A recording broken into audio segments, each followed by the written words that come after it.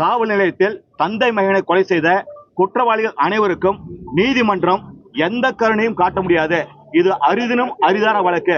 காவல் நிலையத்தில் மரணம் என்பது மனிதநேயமற்ற செயல். இவர்கள் மனிதராக வாழ்வதற்கு தகுதியற்றவர்கள். இவர்களுக்கு மிக கடுமையான தண்டனை வழங்க வேண்டும் என்று சொல்லி அனைத்து குற்றவாளிகளுக்கும் இரட்டை தூக்கு தண்டனையை மதுரை அமர்வு நீதிமன்றம் கொடுத்திருக்கின்றது. முதலாவது குற்றவாளி இன்ஸ்பெக்டர் ஸ்ரீதருக்கு இரட்டை மரண தண்டனையும் 201வது பிரிவின்படி 7 ஆண்டுகள் சிறை தண்டனையும் 7 ஆண்டுகள் சிறை தண்டனையும் அபராதம் 84,10,000 ரூபாய் அபராதமும் ஆய்வாளர் ஸ்ரீதருக்கு வழங்கியிருக்கின்றது. இரண்டாம் குற்றவாளி SI பாலகிருஷ்ணனுக்கு இரட்டை மரண தண்டனையும் ஒரு 7 ஆண்டுகள் சிறை தண்டனையும் ஒரு ஓராண்டு சிறை தண்டனை ஒன்றும் அபராதம் 84,10,000 நீதிமன்றம் வழங்கியிருக்கின்றது. மூன்றாம் எதிரி SI ரகு கணேசிற்கு மரண தண்டனையும் இரட்டை மரண தண்டனையும் 7 ஆண்டுகள் சிறை தண்டனை 2, 3 ஆண்டுகள் சிறை தண்டனை 1, ஓராண்டு சிறை தண்டனை 1, 52 லட்சம் அபராதமும் நீதிமன்றம் விதித்திருக்கின்றது. நான்காம் எதிரி தலைமை காவலர் முருகனுக்கு இரட்டை மரண தண்டனையும் 7 ஆண்டுகள் சிறை தண்டனை 2 பிரிவுகளிலும் ஓராண்டு சிறை தண்டனை 1 பிரிவிலும் 3 ஆண்டு சிறை தண்டனை 1 பிரிவிலும் நீதிமன்றம் வழங்கியிருக்கின்றது. 50 லட்சம் ரூபாய் அபராதம் விதித்திருக்கின்றது. ஐந்தாவது குற்றவாளி சாமிதுரை என்பவருக்கு இரட்டை தூக்கு தண்டனையும் ஒரு பிரிவின் கீழ் 7 ஆண்டு சிறை தண்டனையும் மற்றொரு பிரிவின் கீழ் ஓராண்டு சிறை தண்டனையும் 2,25,000 அபராதமும் நீதிமன்றம் விதித்திருக்கின்றது. ஆறாவது குற்றவாளி முத்துராஜ் தலைமை காவலருக்கு இரட்டை மரண தண்டனையும் 7 ஆண்டுகள் சிறை தண்டனை 2 பிரிவுகளிலும் 3 ஆண்டுகள் சிறை தண்டனை 1 பிரிவிலும் ஓராண்டு சிறை தண்டனை 1 பிரிவிலும் 32 லட்சம் அபராதமும் நீதிமன்றம் விதித்திருக்கின்றது. 7ஆம் எதிரி காவலர் செல்லதுரைக்கு இரட்டை மரண தண்டனையும் 7 ஆண்டுகள் சிறை தண்டனை 1 பிரிவிலும் ஓராண்டு சிறை தண்டனை 1 பிரிவிலும் நீதிமன்றம் விதித்திருக்கின்றது. 8ஆம் எதிரி தலைமை காவலர் தாமஸ் பிரான்சிஸ் என்பவருக்கு இரட்டை மரண தண்டனையும் 7 ஆண்டுகள் சிறை தண்டனை 1 சட்டப்பிரிவிலும் ஓராண்டு சிறை தண்டனை 1 சட்டப்பிரிவிலும் 3 ஆண்டுகள் சிறை தண்டனை 1 சட்டப்பிரிவிலும் 40,46,000 அபராதமும் நீதிமன்றம் விதித்திருக்கின்றது. 9வது குற்றவாளி காவலர் வெயிலுமுத்து என்பவருக்கு இரட்டை மரண தண்டனையும் 7 ஆண்டுகள் சிறை தண்டனை 1 சட்டப்பிரிவிலும் ஓராண்டு சிறை தண்டனை 1 சட்டப்பிரிவிலும் வழங்கியிருக்கின்றது. மற்றொரு குற்றவாளி பால்துரை இறந்து விட்டதால் அவருக்கு தண்டனை எதுவும் நீதிமன்றம் வழங்கவில்லை. இந்த வழக்கில் பாதிக்கப்பட்ட எதிரிக்கு 342 IPC 342க்கு 1 இயரும் 1,000 rupees ஃபைன், 201க்கு 7 years and 1,000 rupees ஃபைன், 195க்கு 7 years 1,000 rupees fine, 34 7 years, 218 section IPC 3 years 1,000 rupees, 302 and 114 அது மரண தண்டனை, சாகும் வரை மரண தண்டனை விதிக்கிறது நீதிமன்றம். அவருக்கான அந்த A1க்கான பெனால்ட்டி 24,10,000 ரூபாய் A1க்கு. A2 பாலகிருஷ்ணனுக்கு 342ல 1 year 1,000 rupees, 201 7 years 1,000 rupees, 302 and 34 hanging, each hanging, அதாவது பெனிக்ஸுக்கு ஒரு ஹேங்கிங், ஜெயராஜுக்கு ஒரு ஹேங்கிங், 2 ஹேங்கிங். அமௌண்ட் 16,80,000 ரூபாய். A3 ரகு கணேசுக்கு 342க்கு 1 year 1,000 rupees, 201க்கு 7 years 1,000 rupees, 302 and 34க்கு ஈச் ஹேங்கிங் வித் 2,60,000. ஒரு ஆளுக்கு 2,60,000, மொத்தம் டோட்டல் 5,20,000. அடுத்து A4 முருகனுக்கு 342க்கு 1 year 1,000 rupees, 201க்கு 7 years 1,000 rupees and 302 and 34க்கு பார்த்தீங்கன்னா ஹேங்கிங், ஈச் பர்சன் ஹேங்கிங், அதாவது அவங்க சாகும் வரை மரண தண்டனை. அவருக்கு ஃபைன் 10,10,000 ரூபாய் A4க்கு. A5 சாமத்துறைக்கு 342க்கு 1 year 1,000 rupees, 201க்கு 7 years 1,000 rupees, 302 and 34க்கு hanging with each person 5,60,000 compensation. A6 முத்துராஜுக்கு 342க்கு 1 year 1,000 rupees, 201 and 195 and 211க்கு 7 years each, 7 years. 201க்கு 7 years, 195க்கு 7 years, 211க்கு 7 years, 111க்கு 1000 rupees fine. 218க்கு வந்து 3 years and 1000 rupees. 34 and 302க்கு வந்து ஹேங்கிங், ஈச் ஹேங்கிங் ஒவ்வொருத்தருக்கும். அவருக்கு ஃபைன் வந்து 3,20,000. A7 செல்லத்துறைக்கு வந்து 342க்கு வந்து 1 year 1000 rupees. 201 ஐபிசிக்கு வந்து 7 years 1000 rupees. அடுத்தது 302 and 34க்கு வந்து ஹேங்கிங். இவருக்கு ஃபைன் வந்து ஒரு ஒரு ஒரு பர்சனுக்கு வந்து 7,20,000 ரூபா, டோட்டல் 14,40,000 ரூபா. A8 தாமஸ் பிரான்சிஸ்க்கு 342க்கு 1 yearக்கு 1000 rupees, 1 year 1000 rupees. 201க்கு வந்து 7 years 1000 rupees.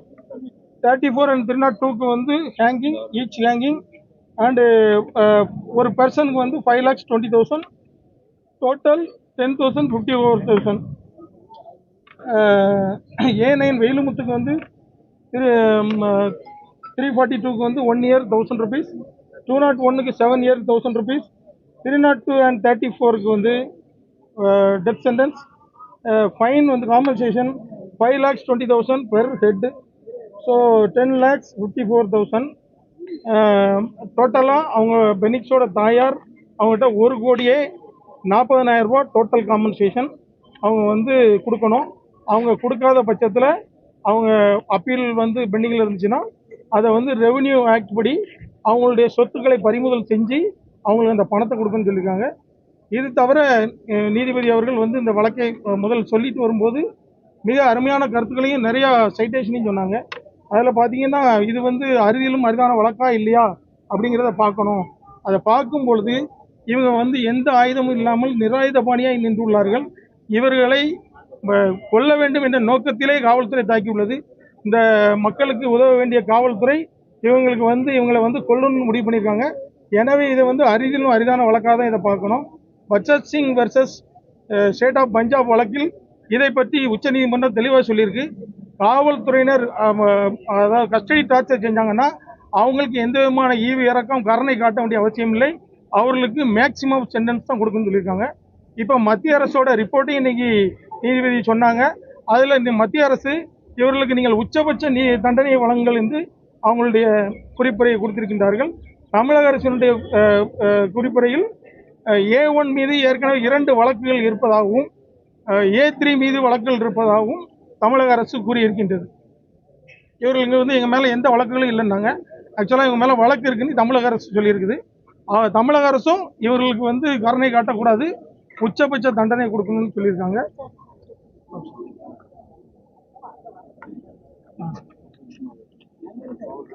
அதாவது இப்போ ஜட்ஜ் சொல்லும்போது சொன்னாங்க, மனித கண்ணியத்தை மீறுவதாக உள்ளது. இது வந்து ஒரு சமூகத்திலே ஒரு பெரிய தாக்கத்தை ஏற்படுத்தி உள்ளது. எனவே இதை நீதிமன்றம் சாதாரணமாக கடந்து செல்ல முடியாது. இவர்கள் திருந்துவதற்காக வாய்ப்புகளை கொடுக்க வேண்டும் என்ற எண்ணம் நீதிமன்றத்திற்கு இல்லை. ஏனென்றால் இவர்கள் இரவு முழுவதும் திருந்துவதற்கான வாய்ப்பு கிடைத்தும் இவர்கள் திருந்தவில்லை. எனவே இவர்களுக்கு மரண தண்டனை விதிப்பது என்று இந்த நீதிமன்றம் முடிவு செய்கிறது. இந்த குற்றம் கொடூர குற்றம் என்று முடிவு செய்கிறது. அதுபோக குற்றத்தின் அளவை பார்க்கும் பொழுது இவர்கள் இந்த சமூகத்திலே ஒரு கொரோனா காலகட்டத்திலே கடையை திறந்தார்கள் என்பதற்காக இவர்கள் கொடூரமாக தாக்கியிருக்கின்றார்கள். உயர் நீதிமன்றம் நேரில் இந்த வழக்கை சூமோட்டோவை எடுத்து மட்டும் விசாரிக்காவிட்டால் இந்த உடலை அடக்கம் செய்யும் முன்பே இந்த வழக்கு அடக்கம் செய்யப்பட்டிருக்கும் என்று குறிப்பிட்டார்கள். இந்த உயர்நீதிமன்றம் மட்டும் இதில் தலையிடலைன்னா இவர்கள் 2 உடலை அடக்கம் பண்ணும்னால இந்த வழக்கே அடக்கம் செய்யப்பட்டிருக்கும் அப்படின்னு சொன்னாங்க. இந்த இருவரும் எந்த விதமான ஆயுதங்களும் இல்லாமல் இருந்த நிலையில் நீங்கள் காவல்துறையினர் கொடுமையாக இவங்களை தாக்கி உள்ளீர்கள். எனவே உங்களுடைய குற்றத்தை மன்னிக்க வேண்டிய அவசியம் இல்லை. இது போன்ற குற்றங்கள் இனி நடைபெறக்கூடாது. இதற்கு இந்த வழக்கு ஒரு உதாரணமாக இருக்க வேண்டும். குற்ற பின்னணிக்கு ஏதாவது குற்ற பின்னணி இவங்களுடைய வயதை காரணம் காட்டி இந்த அக்யூஸ்டுடைய வயது, அவருடைய குடும்ப சூழ்நிலை, அவருடைய வயதான பெற்றோர்கள் இதெல்லாம் காரணம் காட்டி இவர்களை விட வேண்டிய அவசியம் இல்லை என்று பல்வேறு தீர்ப்புகளில் சொல்லப்பட்டிருக்கின்றது. எதிரிகள் நல்ல மனநிலையில் தான் இருந்து செய்துள்ளார்கள். நன்கு கல்வி அறிவு உடையவர்கள், ஒரு கல்வி கற்காதவர்கள் இந்த செயலை செய்தார்கள் என்றால் கூட நீதிமன்றம் அவர்கள் மீது கருணை காட்ட முடியும்.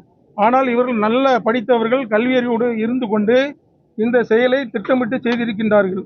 எதிரிகள் வேலியே பயிரை மேய்ந்தது போல இந்த மக்களை காக்க வேண்டிய காவல்துறையே மக்களை அடித்து கொலை செய்திருக்கிறது என்று மிக தன்னுடைய தீர்ப்பிலே இன்று அதை திரும்ப அதை வேலையே பயிரை இருந்தது 2 இடத்தில் குறிப்பிட்டார்கள். இதில் வந்து முகேஷ் வெர்சஸ் என்எல்ஆர்டி என்ற வழக்கில்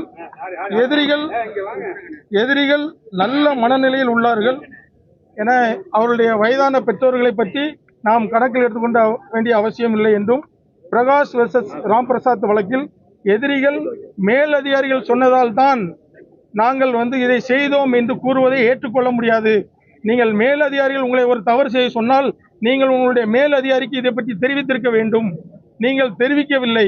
எனவே உங்களுடைய மேலதிகாரி சொன்னதனால் தான் செய்தோம் என்பதை ஏற்றுக்கொள்ள முடியாது. எதிரிகள் படித்தவர்கள், மக்களுக்கு பாதுகாப்பாக இருக்கக்கூடியவர்கள். இரவு முழுவதும் நீங்கள் அவர்களை வைத்து அடித்திருக்கின்றீர்கள். இந்த செயலை பார்க்கும் பொழுது நீதிபதி அவர்கள் சொன்னார்கள், மனமே வெந்து போய்விடும் போல் உள்ளது. இவர்கள் செய்த காரியங்களை பார்க்கும் பொழுது மனமே வெந்து போய்விடும் உள்ளது. பெனிக்ஸ் அவருடைய தாயாருடைய அந்த கண்ணீரை, அந்த அவருடைய துக்கத்தை யாராலும் நீக்க முடியாது என்று அவருடைய தீர்ப்பிலே சொன்னார்கள். அதனைத் தொடர்ந்து இவர்களுக்கு ஆயுள் தண்டனை என்பது போதுமானதாக இருக்காது.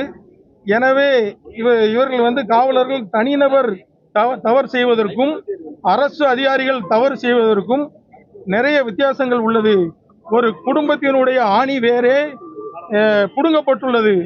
எனவே இதை வந்து யாராலும் இதை வந்து சாதாரண குற்றமாக இதை கருத முடியாது. இது அரிதிலும் அரிதான ஒரு வழக்கு. எனவே இதற்கு ஒரு தண்டனை, நமக்கு ஒரு ஆயுள் தண்டனை தானே கொடுப்பார்கள், 14 வருடம் நாம் வெளியே வந்து விடலாம் என்று எதிரிகள் நினைத்திருக்கலாம். ஆனால் இந்த வழக்கில் உங்களை அப்படி விடுவதற்காக இந்த நீதிமன்றம் தயாராக இல்லை என்பதை நீதிபதி அந்த தன்னுடைய தீர்ப்பிலே சொல்லியிருக்கின்றார்கள். 14 வருடம் தானே, வெளியே வந்து விடலாம் என்று நீங்கள் மற்ற உங்களுடைய உயர் அதிகாரிகளிடமும் நீங்கள் இதை இப்படி கூறி வந்திருக்கின்றீர்கள். ஆனால் நீங்கள் செய்த கொடுங்குற்றத்திற்கு உங்களுக்கு உச்ச நீதிமன்றம் பல இடங்களிலே சொல்லியிருக்கின்றது. காவல் நிலையத்தில் நடக்கூடிய லாக்அப் டெத்தாக இருந்தாலும் சரி, டார்ச்சராக இருந்தாலும் சரி, அவர்களுக்கு வந்து கடுமையான தண்டனை வழங்க வேண்டும் என்று சொல்லப்பட்டுள்ளது.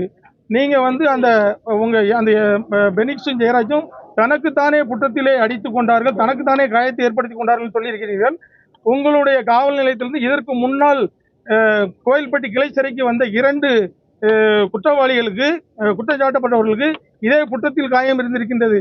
அப்போ உங்க காவல் நிலையத்துக்கு வர்றவங்க எல்லாருக்கும் அவங்களே அவங்களுடைய குற்றத்திலே அடித்துக் கொள்வார்களா என்று நீதிபதிகள் ஒரு கேள்வியை எழுப்பினார்கள். எங்களுக்கு மிகுந்த மகிழ்ச்சியான இன்றைய தீர்ப்பு, மிகுந்த மகிழ்ச்சி. இதற்காக அரும்பாடுபட்ட சிபிஐக்கும் தமிழக அரசிற்கும் மத்திய அரசிற்கும் இதற்காக தொடர்ந்து குரல் கொடுத்த அனைத்து நல்லெண்ணம் கொண்ட வழக்கறிஞர்களுக்கும் பொதுமக்களுக்கும் வியாபாரிகளுக்கும் நன்றியை தெரிவிக்கிறேன். நன்றி. நாட்டில் வந்து எந்த தண்டனை கொடுத்தாலும் அதுக்கு மேல்முறையீடு உண்டு. ஆனால் இப்போ நீதிபதி எழுதியிருக்க தீர்ப்புகளை பார்க்கும் பொழுது அவர்கள் இப்பொழுது உயர் நீதிமன்றத்திற்கு மேல்முறையீடு சென்றாலும், அதை தாண்டி உச்ச நீதிமன்றத்துக்கு சென்றாலும், இந்த கோர்ட்டில் இப்பொழுது கொடுத்திருக்கிற தீர்ப்பு தான் கடைசி தீர்ப்பாக இருக்கும். ஏனென்றால் நமக்கு மத்திய அரசும் மாநில அரசும் நம்ம ஜட்ஜி வந்து ரிப்போர்ட் கேட்டதுனால அவங்களுடைய நிலைப்பாடை தெளிவாக சொல்லியிருக்காங்க. அதான் உங்களுடைய ஸ்டாண்ட் என்னன்னு சொல்லுங்கன்னு தான் அன்னைக்கு வந்து நீதிபதி கோவப்பட்டாங்க. அந்த ஸ்டாண்ட்லேயே பார்த்தீங்கன்னா இவங்களுக்கு உச்சபட்ச தண்டனை கொடுங்கன்னு சொல்லியிருக்காங்க.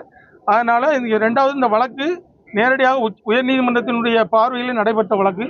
இதற்கு இவர்கள் வந்து உயர்நீதிமன்றத்திலே எந்த அப்பீல் கொண்டு போனாலும் இவர்கள் வந்து பெயிலில் வருவது கூட முடியாது. நேரடியாக மெயின் கேஸை தான் இவங்க பேச வேண்டியிருக்கும். மெயின் கேஸ் பேசும்போது அது ஆட்டோமேட்டிக்காக டிஸ்மிஸ் ஆகும். 5 வருஷம் வழக்கு போயிட்டு இருக்கு. இது 2 பேருமே ஏற்கனவே வழக்கு இருக்கு. இது வரைக்கும் மாநிலத்துக்கு வரைக்கும் சொல்லாது. இது வரைக்கும் சொல்லலாம். 5 வருஷமா சொல்லலாம். இப்பதான் வாய்ப்பு குற்றப்பத்திரிகையில சொல்லியிருக்காங்க. சிபிஐ குற்றப்பத்திரிகை. அதாவது இப்போ கடைசி நாள் கேட்கும்போது கூட A1 வந்து உங்க மேல ப்ரீவியஸாக கேஸ் இருக்குன்னா இல்லை அப்படின்னு சொன்னார். ஆனால் எங்கள் நீதிமன்றத்திலே அவருக்காக ஒருத்தர் வழக்கு நடத்தியிருக்கிறார். எங்களுடைய வழக்கறிஞர் இவருடைய மனைவியை இவர் வெட்டி 307, இவர் மானூரில் காவல் உதவி ஆய்வாளராக இருக்கும்போது இவங்க 307 போட்டிருக்காங்க. பிறகு ஒய்ஃபை வந்து காம்ப்ரமைஸ் பண்ணி அதில் வந்து இவர் ஆஸ்ட்ரேல் ஆகி இவர் விடுதலை ஆகிறாரு. அதன் பின்பு இவர் மனைவியை டைவர்ஸ் பண்ணியிருக்காரு. அதனால இவர் ஏற்கனவே அது அன்னைக்கே நான் சொன்னேன், இவர் ஏற்கனவே ப்ரீவியஸான இவர் குற்றவாளி தான். ஆனால் இப்பொழுது தமிழக அரசினுடைய அறிக்கையில் தான் அதை வந்து சொல்லியிருக்காங்க, இவர் மேலே ஏற்கனவே வழக்கு இருக்குது அப்படின்னு. இப்போ வழங்கப்பட்ட தீர்ப்பு நீங்கள் எப்படி பார்க்குறீங்க? மிக ஒரு சிறப்பான தீர்ப்பு. நாங்கள் உண்மையிலே வந்து ஒரு 1 2 3 4 5க்கு தான் ஹேங்கிங் இருக்கும்னு எதிர்பார்த்தோம். ஆனால் நீதிபதி அவர்கள் இதில் வந்து யாருக்குமே நீங்கள் ஆயுள் தண்டனை கொடுக்கணும், இவங்களுக்கு தூக்கு தண்டனை கொடுக்கணும் வித்தியாசமே பார்க்க முடியாது. இவர்கள் அனைவருமே கொடூர குற்றவாளிகள். ஒவ்வொருத்தரும் அவருடைய ரோலுக்கு ஏற்ற மாதிரி பண்ணியிருக்காங்க. ஸோ இவர்களுக்கு வந்து 1 முதல் 9 குற்றவாளிகளுக்கும் தூக்கு தண்டனை வழங்கியிருப்பது உண்மையிலே வரலாற்று சிறப்புமிக்க தீர்ப்பு. உண்மையிலே இந்த நீதியரசர் அவர்களை நாங்கள் தலைவணங்கி வரவேற்கிறோம். அவருடைய பெயர் என்றைக்கும் இந்த மதுரை மாவட்டத்திலே பொன் எழுத்துக்களால் பொறிக்கப்பட்டிருக்கும்.